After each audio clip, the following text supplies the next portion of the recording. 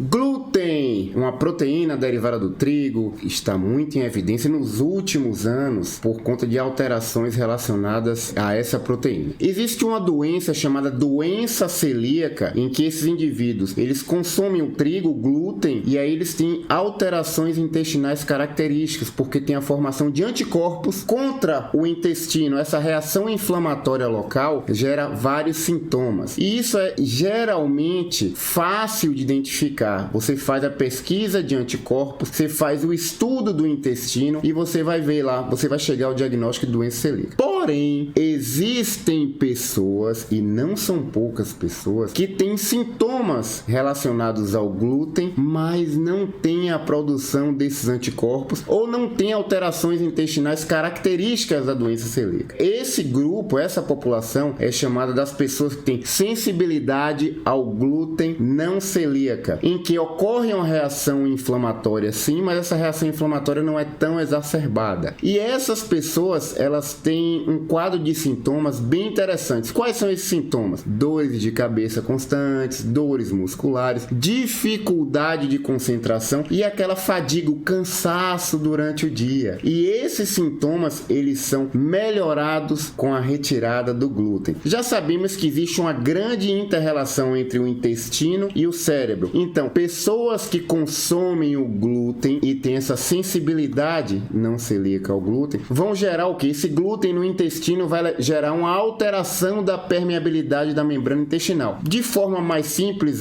o intestino ele vai ficar vazado e determinadas substâncias vão atravessar essa barreira intestinal, causando sintomas neurológicos, aumentando a chance de depressão, de ansiedade, fadiga, dificuldade de memória, entre outros sintomas. E você sabia que as pessoas com essa sensibilidade ao glúten não celíaca, que não tem doença celíaca, podem ter sintomas piores do que os indivíduos com doença celíaca? Não! Um artigo publicado no dia 8 de junho desse ano, semana passada foi publicado esse artigo, evidenciou exatamente o que eu estou falando. Esse aqui é o artigo, tá? E o que é que ele mostra? Uma vez que a duração dos sintomas, desde o início até o diagnóstico, foi mais longa nesses pacientes com sensibilidade ao glúten não celíaca do que na doença celíaca, claro, porque a doença celíaca, como eu falei, é mais fácil de identificar. Então, esses indivíduos com sensibilidade ao glúten não celíaca, eles podem ter o quê? Uma maior exposição ao trigo. Lógico, se você não identificou a causa, você vai continuar consumindo trigo, vai continuar consumindo glúten. E isso pode determinar um maior risco de desenvolvimento de sintomas neuropsiquiátricos. Muitas pessoas estão aí com fadiga crônica, com quadros de depressão e ansiedade por conta do glúten. Então, se você tem esses sintomas, é interessante você conversar com seu nutricionista e seu médico, porque nesse caso, a retirada